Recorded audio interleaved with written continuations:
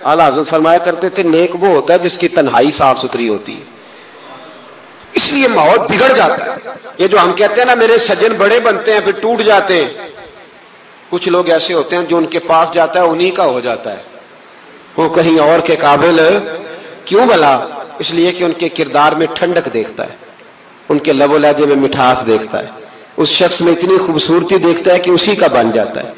हजरत इब्राहिम बिन अदम के पास एक नौजवान आया, कहने लगा मैं गुनाह करना चाहता हूं। फरमाने लगा बिल्कुल कर, अल्लाह का दिया हुआ रिस्क खाना छोड़ दे और गुनाह कर। कहने लगा ये नहीं हो सकता। फरमाने लगे चल फिर इस तरह कर, रब की जमीन पे ना रह, किसी और की जमीन पे चला जा। कहने लगा ये भी नहीं हो सकता। फरमाने लगे चल अल्लाह की छत से निकल जा। कहने लगा ये भी नहीं हो सकता। तो आप रो पड़े। फरमाने लगे फिर जनाब इजराइल जब आए तो उनसे कहना मुझे 2-3 साल की मोहलत दे दे, पिछली मेरी गुनाहों में गुजर गई, मैं जरा 3 साल इबादत कर लूं। तो वो शख्स भी रोने लगा, कहने लगा हुजूर वो मोहलत नहीं देते, वो जब लेने आते हैं तो फिर लेके अल्लाह ताला ने जब इंसान बनाना चाहा ना तो जनाब जिब्रील को कहा मिट्टी लेके आ जमीन से। हजरत जिब्रील ने मिट्टी पे हाथ डाला तो बाकी की मिट्टी रोने लग गई, इसे जुदा ना कर। तो जनाब जिब्रील छोड़ के चले गए। हजरत मीकाइल को भेजा, मिट्टी ला, मिट्टी पे हाथ डाला तो बाकी की मिट्टी रोने लग गई, छोड़ के चले गए। जनाब इजराइल को भेजा, मिट्टी पे हाथ डाला तो बाकी की रोने लग गई, छोड़ के ना जाओ। तो हजरत इजराइल फरमाने लगे तेरा रोना देखो कि रब का हुक्म देखो।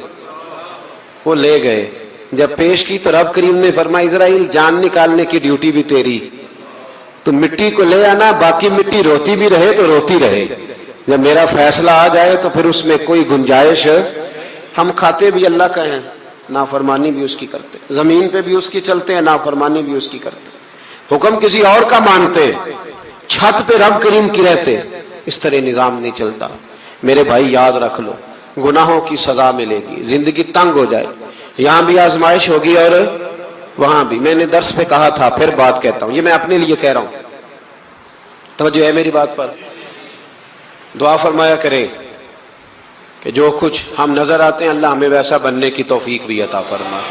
अल्लाह वैसा बनने की, ये मुश्किल मामला है, मुश्किल। देखिए ना एक आदमी सियासतदान है, उसने बड़े अच्छे नारे लगाए, इनकलाब आ जाएगा, मैं गरीब का भला कर दूंगा, मैं यतीमों के सर पे हाथ रखूंगा, मैं मजबूरों की मदद करूंगा, मैं दुखियों की मदद करूंगा, मजदूरों को। उसने अच्छे अच्छे नारे सिखाए, अच्छा अच्छा उसने पैगाम दिया। अंदर उसके ये था कि इक्तदार मिलेगा तो मर्जी करूंगा। लोग उसके गिर्द भी गए, उसकी गाड़ी के पीछे भी भागे, लोगों ने उसके नारे भी लगवाए, जेब से पैसे लगा के उसके पोस्टर भी शाया किए, लोग उसके गर्विदा हो गए। लोगों ने पूरी, और मेरी कौम ने तो बेचारी ने कई दफा धोखे खाए, जिसने नारा लगाया गरीब उसी के पीछे मसीहा बन के चल पड़ा। आज धोखा दे लिया, लोगों को पीछे लगा लिया, یہ بتاؤ اگر راز کھل جائے، اگر راز کھل جائے کہ یہ دھوکہ دے رہا ہے، یہ فریب کر رہا ہے، تو لوگ اس کا کیا حال کریں گے؟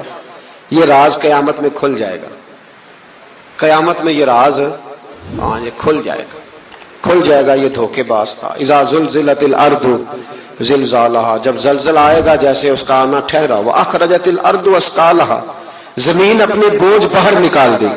اس سے مراد کیا ہے کہ زمین پہ جو جرم ہوئے زمین بتا دے گی، باہر نکل آئے۔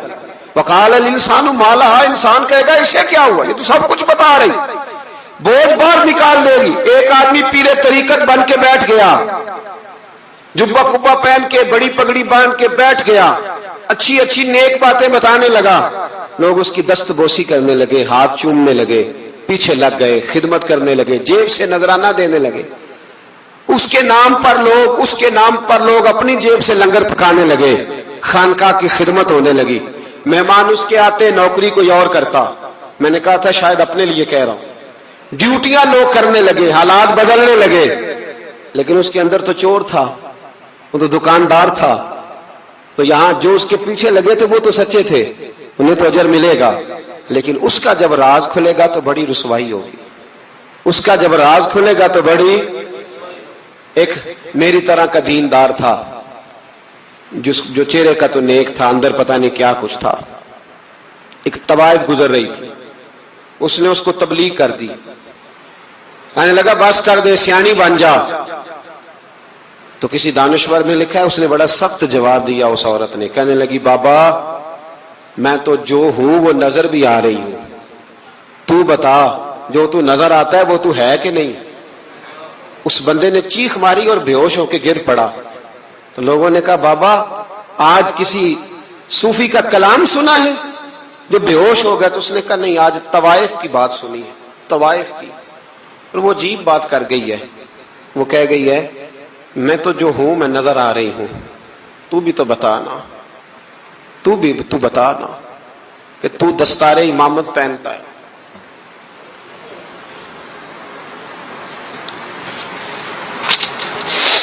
تو بتا تو جو کہلاتا ہے تو وہ ہے کہ نہیں؟ یہ وقال الانسان ما لها، یہ راز قیامت میں کھلے گا۔ ہم جو کچھ بتا رہے ہیں نا اپنی زبانوں سے، ہمیں اپنے گناہوں کا احساس ہونا چاہیے۔ ایسا نہ ہو کہ جب سزا ملے تو پھر اس طرح کی ملے کہ دوبارہ کسی کو کوئی منہ دکھانے کے قابل نہ رہے۔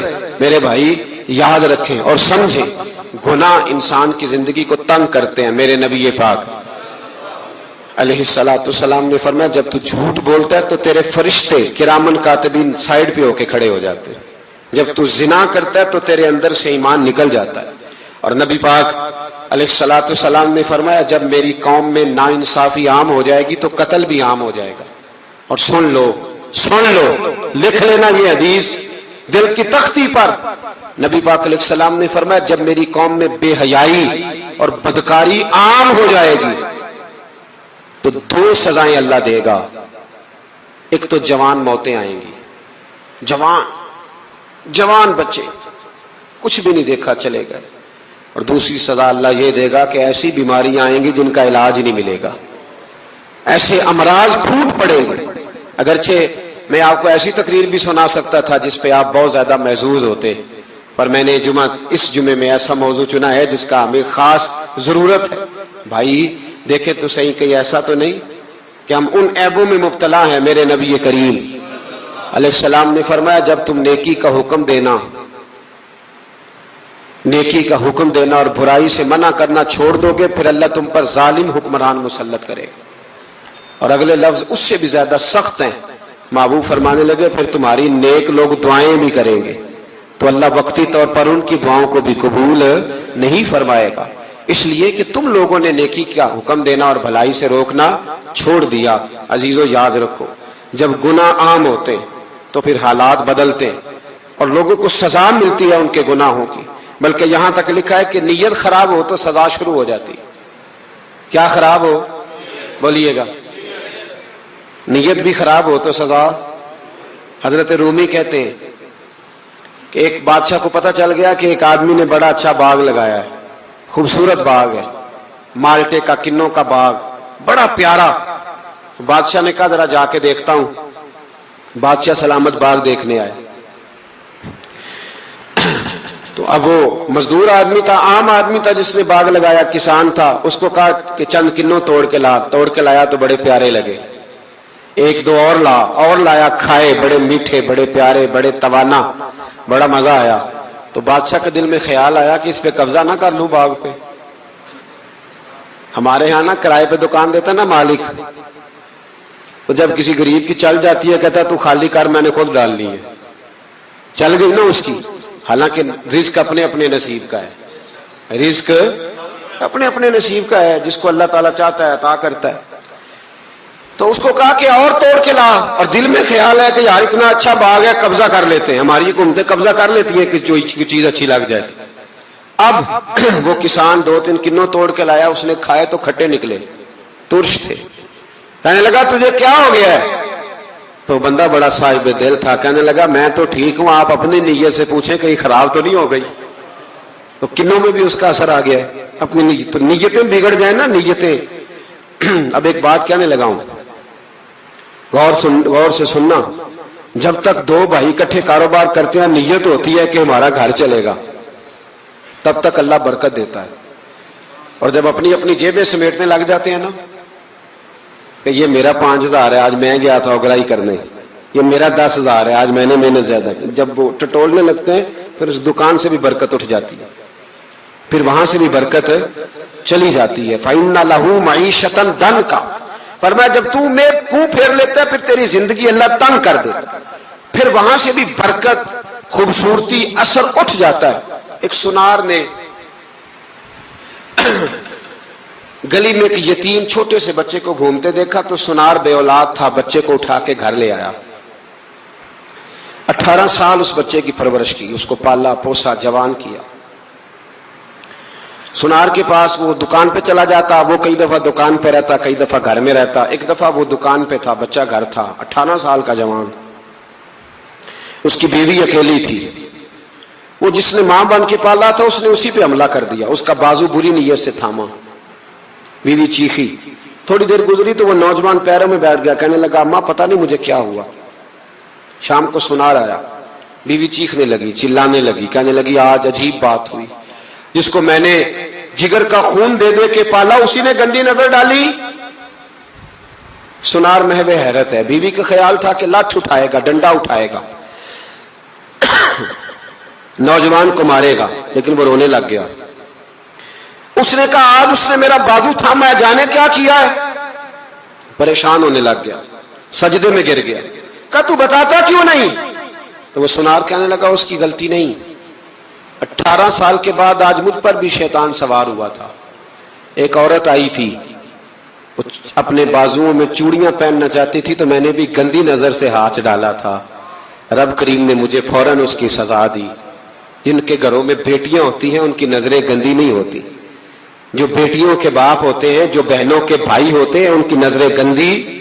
اور اگر تو ٹیلی فون کرتا ہے، تو کسی عورت کے ساتھ تعلق رکھتا ہے، تو یہ بات لکھ لے، امام فخر الدین رازی 1، علامہ اسماعیل حقی 2، مولانا جلال الدین رومی 3، امام خازن 4، امام جلال الدین سیوطی 5 حدیث کے استاد اور محدث لکھتے ہیں کہ اگر تو کسی پر گندی نظر ڈالے گا تو تیرا گھر بچ سکتا، یاد رکھ نہیں بچے گا، اس لیے کہ تیری نظر کسی کی بیٹی کو بیٹی سمجھ، تاکہ تیری بچی کا پردہ قائم رہے۔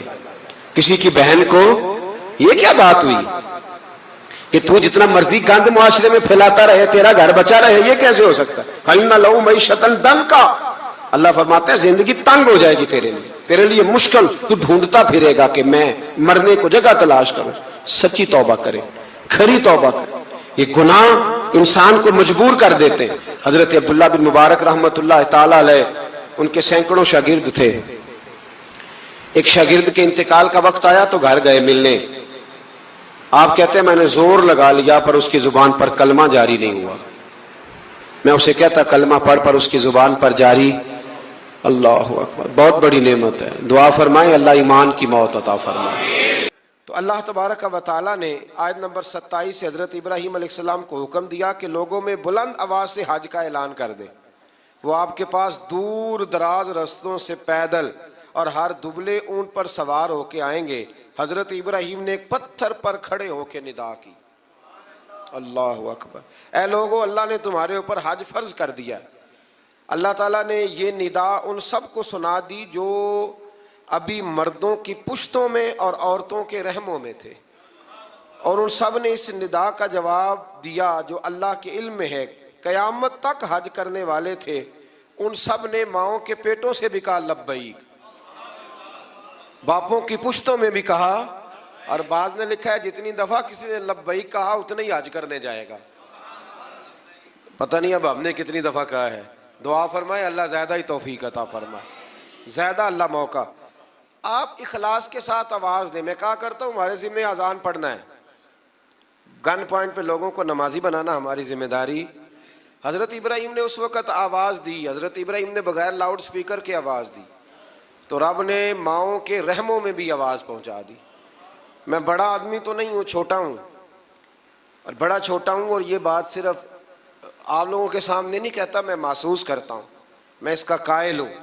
مجھے پتہ ہے آپ میں سے جتنے لوگ ہیں اللہ کے فضل سے میں باوضو بیٹھا ہوں، میں کسی ایک بندے سے بھی اپنے آپ کو افضل نہیں سمجھتا، میں اپنے آپ کو چھوٹا جانتا ہوں۔ مجھے خبر ہے اللہ تبارک و تعالیٰ معاف فرمانے والا ہے، تو میں کسی شخص میں سے بھی، آپ میں سے ایسا شخص جو ظاہراً مجھ سے عمل میں بھی کمزور نظر آتا ہے، لیکن میں جب اپنی طبیعت سے پوچھتا ہوں تو افضل جانتا ہوں۔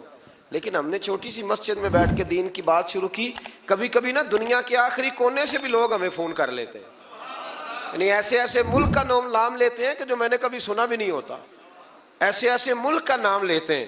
میں برطانیہ میں گیا تو مجھے، آپ یقین کریں، کچھ لوگ میرے گلے مل کے اس طرح روئے کہ جیسے بچھڑے ہوئے ہیں صدیوں سے مجھ سے، تو وہ کہنے لگے ہم تو خواب دیکھ رہے ہیں، آپ سامنے آ گئے۔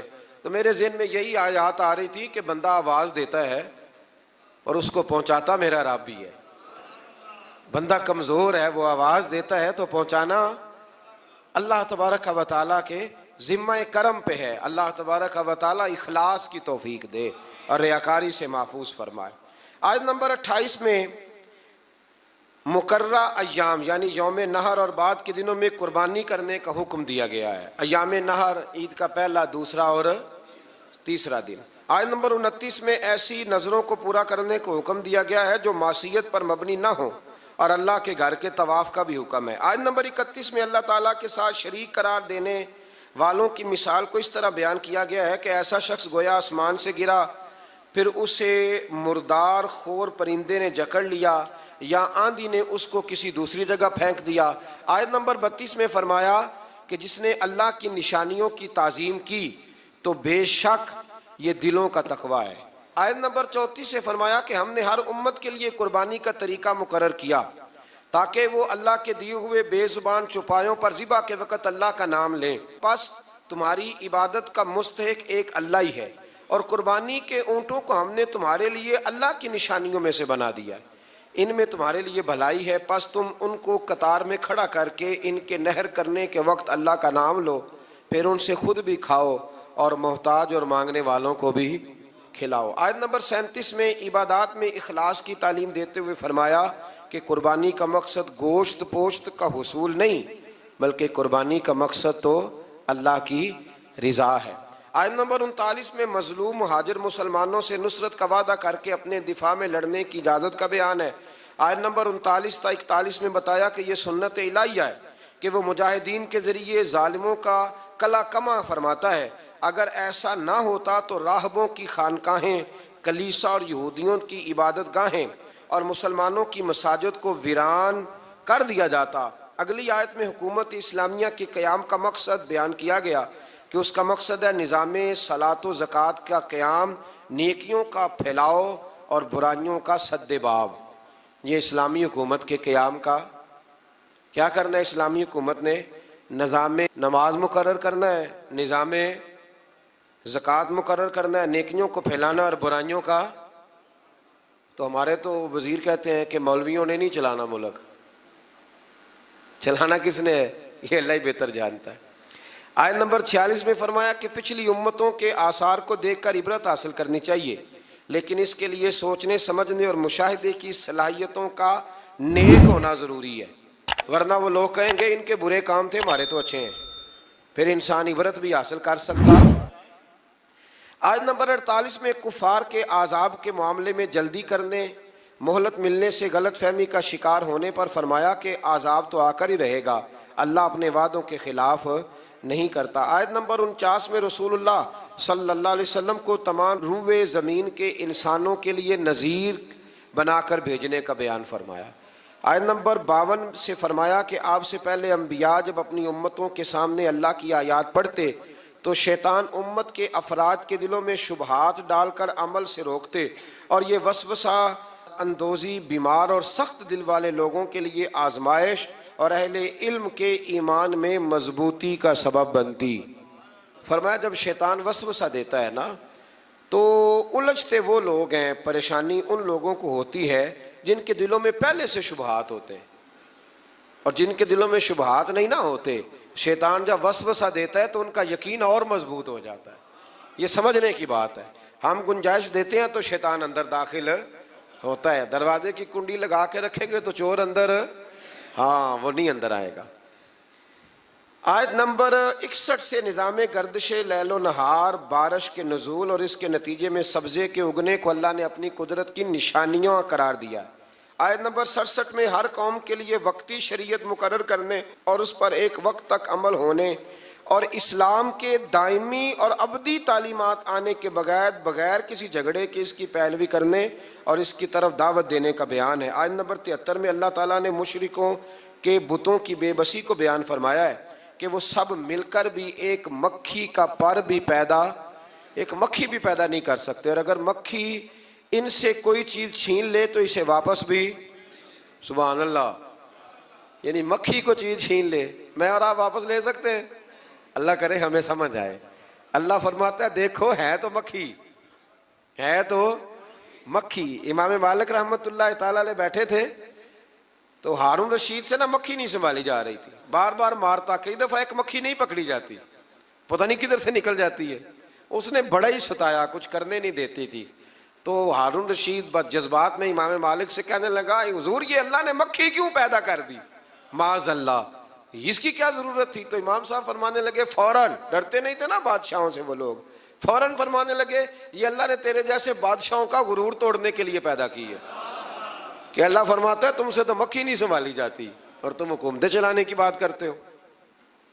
بت اور ان کے پجاری دونوں کمزور ہیں۔ آیت نمبر 75 میں فرمایا کہ منصب رسالت کوئی فرمائشی منصب نہیں، اللہ تعالیٰ خود رسولوں کو منتخب فرماتا ہے اور وہ سب کچھ جانتا ہے۔ آیت نمبر 77 میں ہمہ وقت بندگی کا حکم دیا گیا۔ اس پارے کی آخری آیت میں دین کی سربلندی کے لیے سر توڑ کوششیں کرنے، دین کے معاملے میں تنگی نہ ہونے، ملت ابراہیم کی پیروی کرنے، اور آخر میں نماز قائم کرنے، زکوٰۃ ادا کرنے، اللہ تعالیٰ کے دامن رحمت کو مضبوطی سے پکڑنے کا بیان فرمایا۔ اللہ تعالیٰ کی مدد ان چیزوں سے وابستہ ہے۔ آج ایک سپارہ اور بیان کرنا ہے۔ اللہ تعالیٰ توفیق عطا فرمائے، اللہ تعالیٰ ہمت عطا فرمائے، آپ سب کو اللہ بڑی برکتیں عطا فرمائے۔ سورۃ المومنون سے یہ پارہ شروع ہوتا ہے۔ سورۃ المومنون کی جو ابتدائی 11 آیات ہے وہ تعلیمات اسلامی کی جامع آیات ہیں۔ ان میں فلاح یافتہ جو کامیاب ہونے والے ایماندار ہیں ان کی صفتیں بیان کی گئیں۔ فرمایا گیا کہ وہ نمازوں میں خشوع خضوع کرتے ہیں، ہر قسم کی بیہودہ باتوں سے لا تعلقی، زکوٰۃ کی ادائیگی، اپنی پاک دامنی کی حفاظت، امانت اور عہد کی پاسداری اور نمازوں کی پابندی۔ آخر میں فرمایا گیا کہ ان صفات کے جو حامل اہل ایمان ہیں وہ ہمیشہ جنت میں رہیں گے۔ آیت نمبر 13 سے انسانی تخلیق کے مدارج کو بیان کیا گیا۔ پہلے نطفہ، پھر اس کے بعد جمع ہوا خون، پھر گوشت کا لوتھڑا، پھر گوشت اور ہڈیوں پر مشتمل جسم کی تشکیل۔ اس کے بعد فرمایا یہی خالق و مالک موت کے بعد آخرت میں دوبارہ زندہ کر دے گا۔ جو ماں کے پیٹ میں صورتیں بناتا ہے نا، قبر سے بھی دوبارہ زندہ کر لے گا۔ پھر آیت نمبر 27 سے ایک بار پھر حضرت نوح علیہ السلام کی کشتی بنانے کا ذکر ہے۔ آیت نمبر 33 سے بیان ہوا کہ ہود کی قوم کے کفار، منکرین آخرت اور خوشحال لوگوں نے نبی پر طنز کرتے ہوئے کہا کہ یہ تو ہم جیسے بشر ہیں۔ اللہ تعالیٰ نے پھر ان کی ہلاکت کا بیان فرمایا اور پھر اللہ تعالیٰ نے حضرت موسیٰ اور ہارون کی بعثت کا بھی ذکر کیا، اور قوم موسیٰ کی سرکشی جو پچھلے پاروں میں گزر گئی اس کا بھی یہاں اللہ نے دوبارہ ذکر فرمایا۔ آیت نمبر 52 سے دین اسلام کے ایک ہی دین ہونے، فرقہ بازوں کا اسلام کی وحدت کو پارا کرنے، اور ان کے جو امیر لوگ ہیں ان کے خوش فہمی میں مبتلا ہونے کا بیان بھی فرمایا گیا۔ آیت نمبر 56 سے فرمایا کہ وہ اہل ایمان جن کے دلوں میں خشیت الہی ہے، جو شرک نہیں کرتے، جو اللہ کی راہ میں عاجزی کے ساتھ خرچ کرتے، اور جنہیں قیامت پر ایمان ہے، وہی لوگ نیکیوں میں جلدی کرتے ہیں اور سبقت کرتے ہیں۔ آیت نمبر 64 میں کفار کی پکڑ اور اس پر ان کے چلانے کا بیان ہے۔ اس کا سبب یہ ہے کہ یہ اللہ تعالیٰ کی آیات سے روح گردانی کرتے، تکبر اختیار کر کے قرآن کو افسانہ کہہ کے بکواس کرتے تھے۔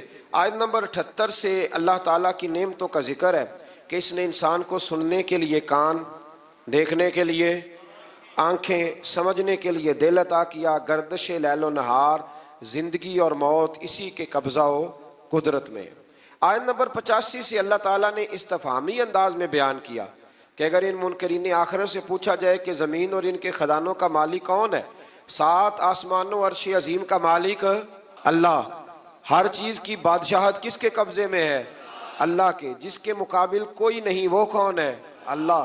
تو ہر سوال کے جواب میں کہیں گے اللہ۔ تو پھر آپ ان سے پوچھئے کہ کیا تم سحر زدہ ہو، تم پر جادو ہو گیا ہے؟ پھر اس مالک و ملک پر ایمان کیوں نہیں لاتے؟ اس کے احکام کو تسلیم کیوں نہیں کرتے؟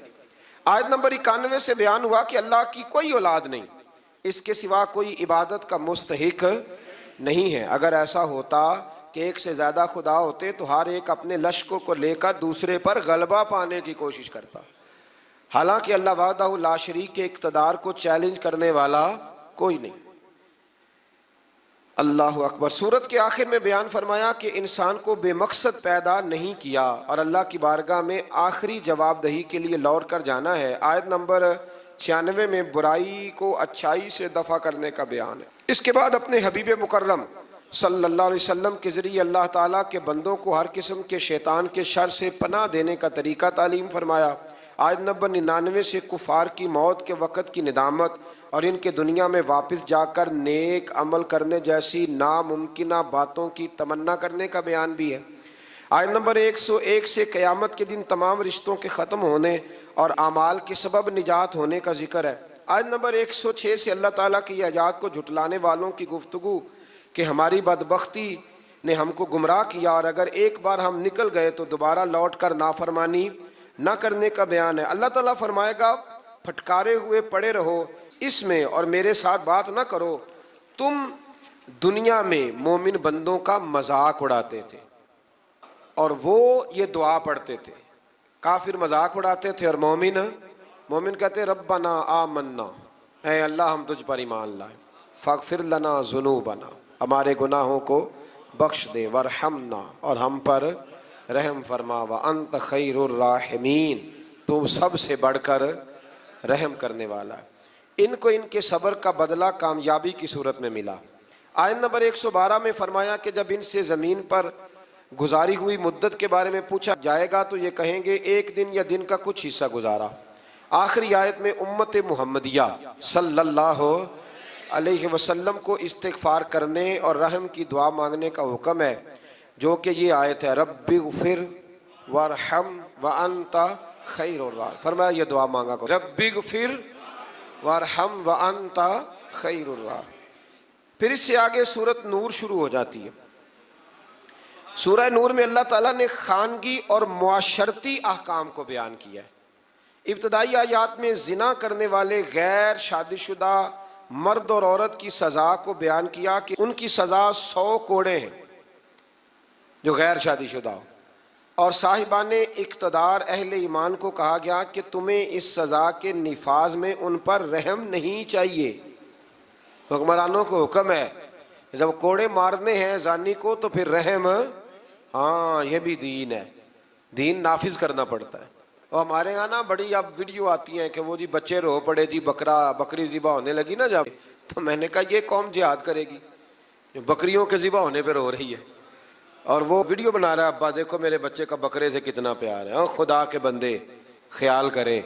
جذبہ جہاد ہے، شوق ہے. جب دین نافذ کرنا ہے تو فرمایا پھر تم نے رحم والے جذبات نہیں رکھنے. اس کو یاد کر رکھیں. اور تمہاری ایک جماعت اس سزا کے نفاذ کے وقت موجود ہو. یہ تو ہے نا غیر شادی. اور شادی شدہ کی سزا کیا ہے؟ اس کو یعنی اتنے روڑے مارے جائیں گے کہ وہ ماری جائے گی. ابھی بھی یہ باز نہیں آیا. اللہ تعالیٰ سمجھنے کی توفیق دے. آیت نمبر 4 سے بیان کیا گیا کہ جو لوگ پاک دامن عورتوں پر زنا کی تہمت لگائیں پھر اس کے ثبوت میں 4 گواہ پیش نہ کر سکیں. سنو اللہ کا قرآن. ایسے ہی بیٹھ کے کہہ دیتے ہیں فلاں بی بی ایسی ہے تو فلاں بی بی ایسی ہے. شرم نہیں آتی؟ بہو بیٹیوں کے بارے میں معاذ اللہ لوگ باتیں کرتے ہیں. غور کریں قرآن کیا کہتا ہے. فرمایا جو لوگ پاک دامن عورتوں پر زنا کی تہمت لگائیں پھر اس کے ثبوت میں 4 گواہ پیش نہ کر سکیں تو تم ان کو 80 کوڑے مارو. ان کو 80 کوڑے مارو اور ان کی شہادت کو بھی قبول نہ کرو. اور یہی لوگ فاسق ہیں، اعلانیہ نافرمان ہے اللہ، سوائے ان لوگوں کے جو اس کے بعد اللہ تعالیٰ سے توبہ کریں اور اپنی اصلاح بھی کر لیں. یہ قرآن نے کہا توبہ بھی کریں. اور یہاں تو بھائی کوئی پتہ ہی نہیں چلتا، جس کے بارے میں مرضی لوگ معاذ اللہ بری بات کہنی شروع کر دیتے ہیں. آیت نمبر 6 میں یہ ضابطہ بیان فرمایا گیا کہ اگر کوئی شخص اپنی بیوی کو زنا کی تہمت لگائے اور اس کے ثبوت میں 4 گواہ پیش نہ کر سکے اور اس کی بیوی اس تہمت کا انکار کرے تو فریقین ایک دوسرے پر لیان کریں. شوہر 4 مرتبہ اللہ کی قسم کھا کے یہ کہے کہ بے شک وہ ضرور سچوں میں سے، اور 5ویں بار یہ کہے کہ اگر وہ جھوٹوں میں سے ہو تو اس پر اللہ کی لعنت. یہ اس کو کرنا پڑے گا. ایسے نہیں کسی پر معاذ اللہ لوگوں نے طلاق دینی ہوتی ہے تو الزام لگا کے نکال دیتے ہیں. ڈر نہیں آتا اللہ تعالیٰ سے. اور عورت سے حد زنا اس طرح دور ہو سکتی ہے کہ وہ 4 مرتبہ اللہ کی قسم کھا کے کہے کہ اس کا خامن یقیناً جھوٹوں میں سے ہے اور 5ویں بار کہے کہ اس کا خامن سچوں میں سے ہو تو اس عورت پر اللہ کا غضب نازل ہو. آیت نمبر 11 اور 16 میں ایسا مضمون ہے کہ جو بیان کرتے وقت کلیجہ منہ کو آتا ہے. گھبرایا نہ کریں جب لوگ آپ کے بارے میں میرے بارے میں کوئی بات کریں. کوئی بھی مسلمان جب اس کے خلاف کوئی بات کرے تو گھبرائے نہ. سورہ نور 18واں پارہ آیت نمبر 11 سے 16 میں حضرت عائشہ صدیقہ پر جب منافقین نے الزام لگایا، اللہ اکبر، منافقین نے الزام لگایا، اس کا ذکر ہے. یارو حضرت عائشہ پر، مومنوں کی ماں پر منافقین نے الزام لگا دیا. اور میرے رسول کریم علیہ السلام کی آنکھیں آنسوؤں سے تار ہو گئیں. ابو بکر صدیق نے گھر سے نکلنا چھوڑ دیا. حضرت عائشہ اتنی بیمار ہوئی کہ بستر سے اٹھ نہیں سکتی. او لوگو، اتنی فنکاری کہ رسول اللہ کے گھر تک دنیا پہنچ گئی. مولا علی شیر خدا آئے، عرض کرنے لگے سونیا فکر نہ کریں، جو رب آپ کے وجود پر مکھی نہیں بیٹھنے دیتا وہ ناپاک عورت آپ کے بستر پہ آنے دیتا ہے. یہ کیا بات ہوئی؟ صحابہ کرام تڑپ اٹھے. یارو یہ رنگ بھی ہے. میں کہتا ہوں یہ مضمون بیان نہیں ہو سکتا. میں نے کہا تھا مخلوق تو فنکار ہے اس درجہ کے پل بھر میں، سنگے در کعبہ سے بھی اسنام تراشے. تم کون ہو کیا چیز ہے داغے کبابی؟ لوگوں نے تو مریم پہ بھی الزام تراش. لوگ باز آتے ہیں. پھر حضرت عمر فاروق اٹھے اور کہا ھذا بہتان عظیم، یہ چھوٹا الزام نہیں، یہ بڑا الزام ہے. تو اللہ نے پھر اسی طرح سورہ نور کی آیت نمبر 11 سے 16 میں حضرت عائشہ صدیقہ پر، اللہ مومنوں کی ماں کو ہم سے راضی فرمائے. بڑا درجہ ہے اس پاک عورت کا، بڑا مرتبہ. ساری جوانی رسول اللہ کے دین کے نام کر دی، بڑی خدمت کری، بڑی نوکری کری، بڑا کام کیا. حضرت مجدد الفسانی رحمت اللہ علیہ فرماتے ہیں جب میں حضور کے لیے سال ثواب کرتا نا، وہ چیز پکاتا ختم شریف، تو میں حضور کے اہل بیت کو، صحابہ، کئیوں کے نام لیتا، کئیوں کے نہ لیتا، سب کے لیے بھی نہیں جاتے.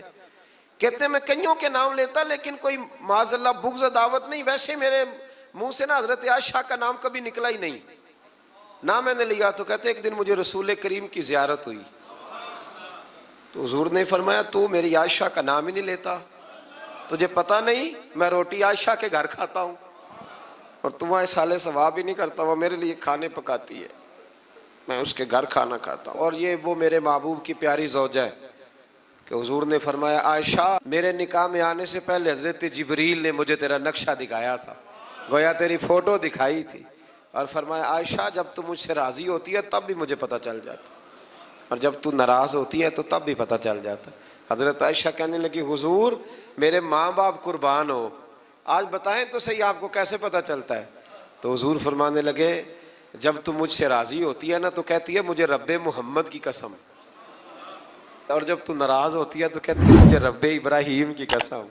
فرمایا رب ابراہیم کا بھی ہے، لیکن جب تو میرے نام سے رب کریم کو پکارتی ہے تو لگتا ہے آج تو بڑی راضی ہے۔ رسول کریم علیہ السلام کا وہ پیار، وہ محبت، 40 سال حضور کے بعد وہ حیات رہی، چوتھا حصہ دین میرے رسول کریم کا امت کو انہوں نے پہنچایا۔ حضرت فاطمہ کی شان میں حدیثیں حضرت عائشہ صدیقہ نے بیان فرمائی، حضرت عائشہ نے، جناب خدیجۃ الکبریٰ کے تذکرے حضرت عائشہ نے ہمیں بتائے۔ اتنی سچی بی بی کے بارے میں بات کرتے ہو، یاد رکھو صبح قیامت بھی یہ ساری ام المومنین میرے محبوب کے ساتھ جنت میں موجود ہوگی۔ دعا فرمائے اللہ ہمیں ان ماؤں کا صدقہ خیرات عطا فرمائے۔